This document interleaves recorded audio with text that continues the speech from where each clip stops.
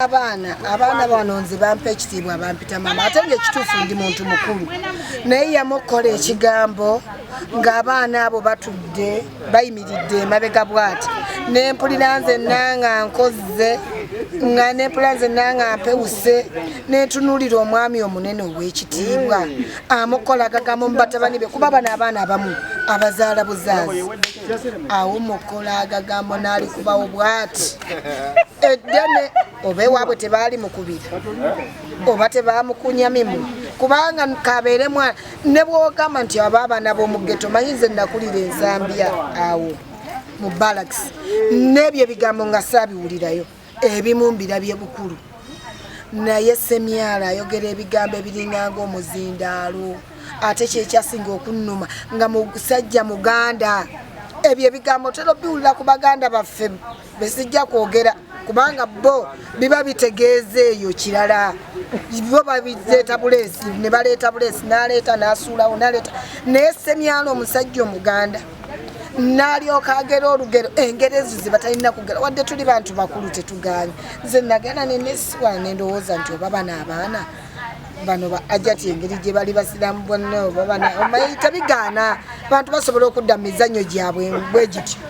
ensimbi ezasaasaanyizibwa obubi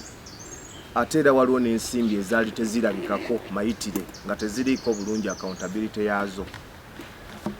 nga bwe kiri mateeka nti omukozi wa gavumenti bw'asaasaanya obubi ssente okusinza ku mateeka agafuga ensaasaanya ge bayita local government financial and accounting regulations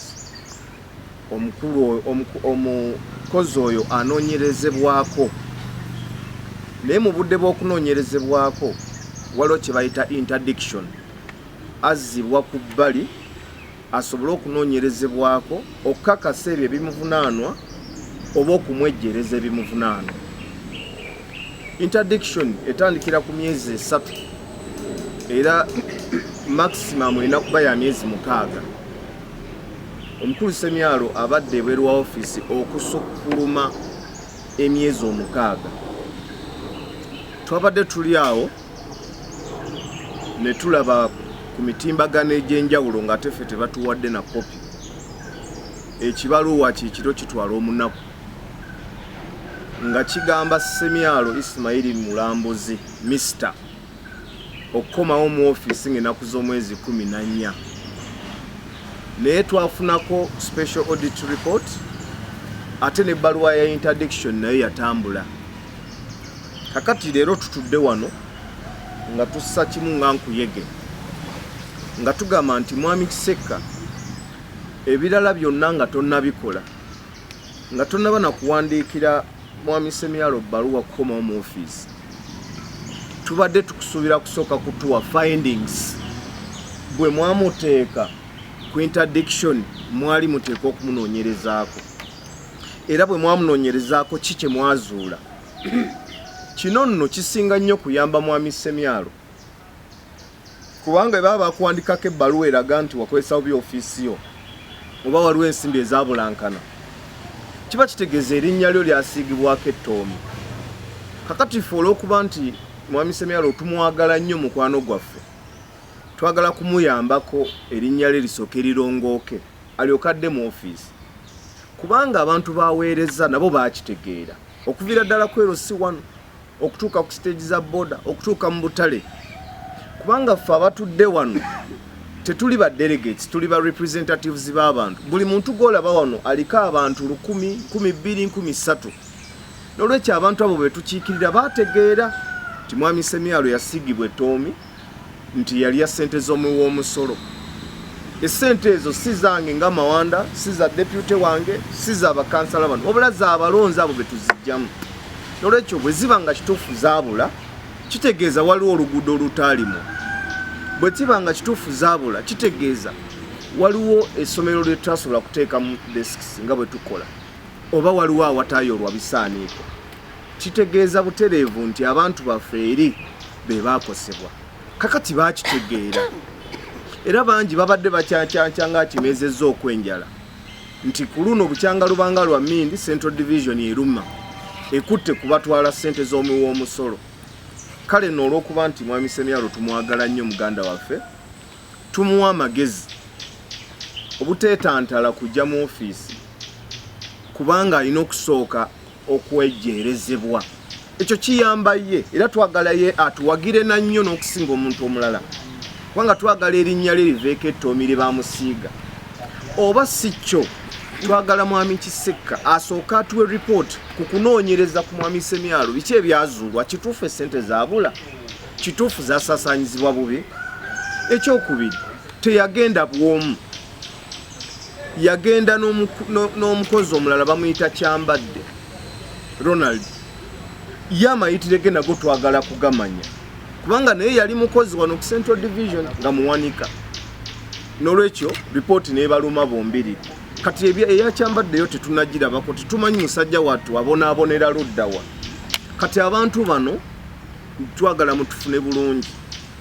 bantu baffe mikwano gyaffe baganda baffe naye twagala nga Kisekka tannabaza mu ofiisi asooka atuwe ripooti ebyazuulwa bye biki n'olwekyo nga Central Division mwami Semyalo tetumusuubira mu ofiisi ng'ennaku z'omwezi 14 sina 14 zokka tetumusuubira mu ofiisi okutuusa nga batubuulidde bye bamuvunaana yabyejjeerera oba yabikola bw'aba yabyejjeerera tumwetondere bw'aba yabikola era etteeka lirikiriya ku ki ekinaakola ki ekinaddako n'olw'ensonga eyo tetugenda kwogera bingi naye tuweereza town clerk wa Mukono municipality obubaka nti twagala okola ebintu mu nkola ey'ekigunjufu okukirawo nga bwe tulaba bikolebwa omuntu okubeera town clerk emyaka mwami Kisekka gy'abadde tulowooza nti aba takyakola nsobi za tigi etigi kyekyejo tetumusuubira kukola bw'atyo n'olwekyo asooka atuwe ripooti kubanga omuntu yamuwandiikako ebibaluwa kibakuntumye kinene nnyo asooka atubuulire biki ebyakola ki ebyavaayo ekisookera ddala nze okutandika okujja wano najja kufuutula babbi sigenda kugamba nti yabulankanya yabba mwami Semyalo yabba sente za musolo zikulaakulanya ekibuga kino ezisoloozebwa okulaakulanya ekibuga kino mbadde nsaba mu buwombeefu oba mu kwagala oba butaagala mwami Semyalo amazima ga Katonda mu ggulu okufera mu kitooke kyagunyanga n'obukuba butonyerera mwami Semyalo aleme kulinnyako yadde ku geeti awo okuyingira wano kuba ffe kati tugenda kwekyawa okumulabako obulabi kati tuwulira waliwo ne betuwulira abakukuta naye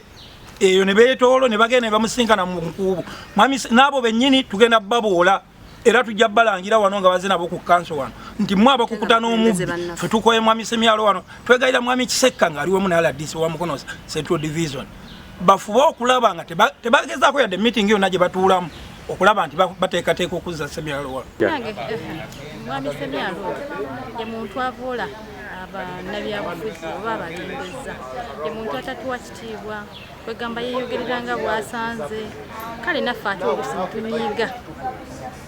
ate omanyi nti bw'onyigiriza nnyo ennyindo oluusi ogireeta omusaana naye mu kkowe eryo ku nsonga nti baali bamu interdictinze era waliwo ensonga ezaaliwo nga bamu interdictinga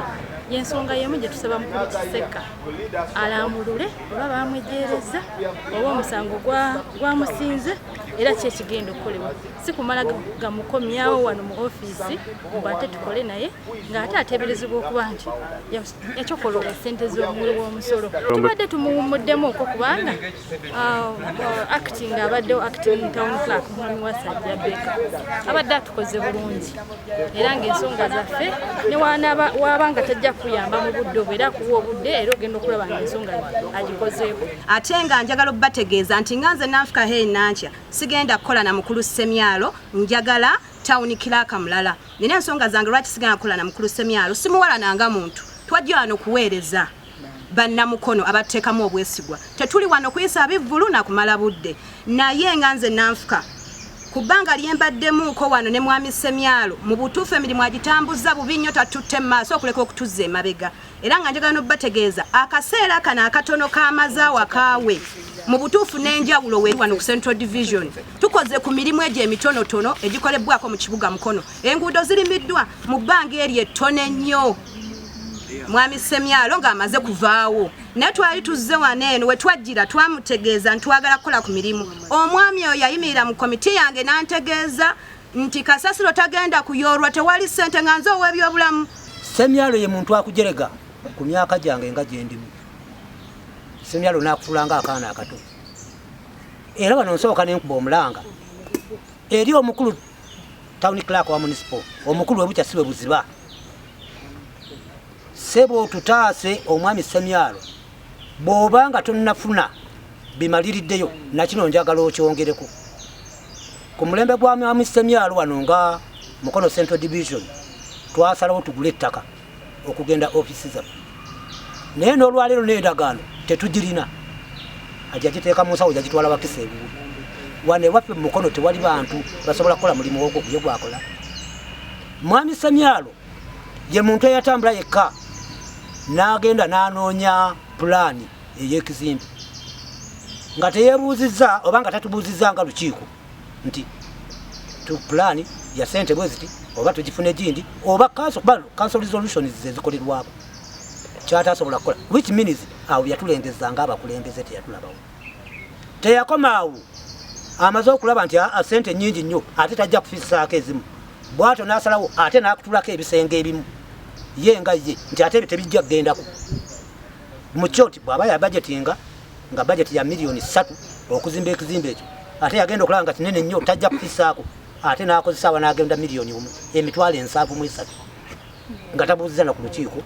oba ku council. Kuba council byonna bikola ki erina kubya approvinga then nebiteekebwa mu ki provided nti biri lawful. Tufuba nnyo okulaba nti tukola ebintu ebiri mu mateeka. Mwami Kisekka yonna gy'oli bw'oba omanyi nga wawandiika ebbaluwa etwala mwami Semyalo ku interdiction n'olukalala lw'ensonga ze bye yakola nga mukulu sipiika bw'annyonnyodde tetujja kudda nnyo mu bintu byebimu. Njagala ku mmeeza era kyekijja okubeera ekibuuzo ekisooka nga nkubiriza komiti mukulu otudde awo wakkiriziddwa mu mateeka nti ye babbaluwa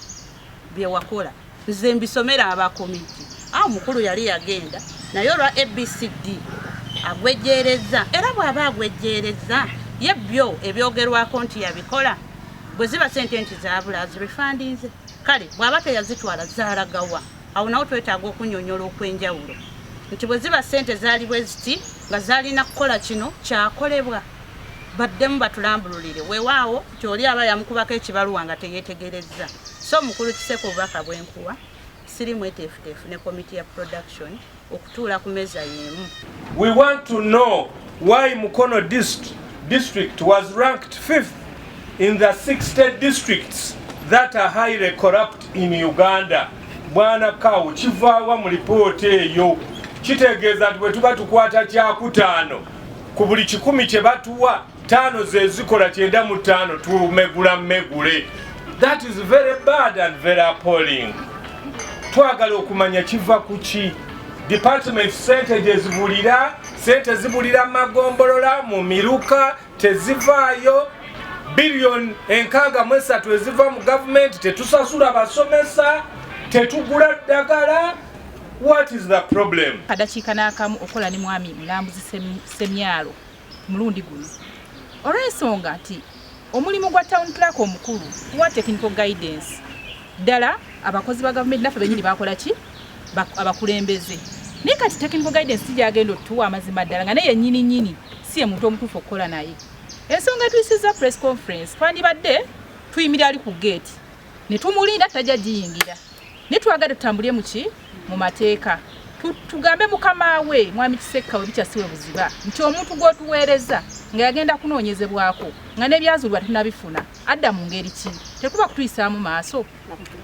na kutuvoola. Ye musajja agenda okera ku makyatuule wali eri akujerege kubanga yagenda nadda nga takoze eki nga totegedde nawakyakomye okugamba mwe muli bisiikirize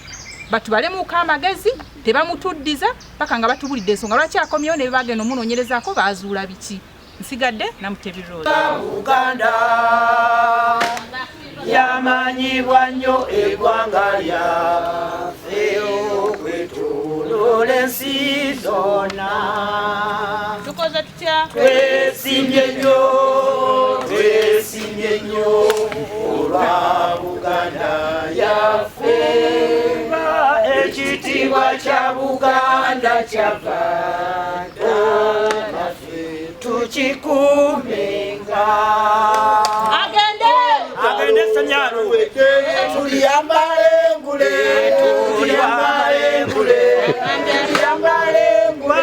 olutalo nga luwedde tuliyambale ngule tulizimba mu Uganda empya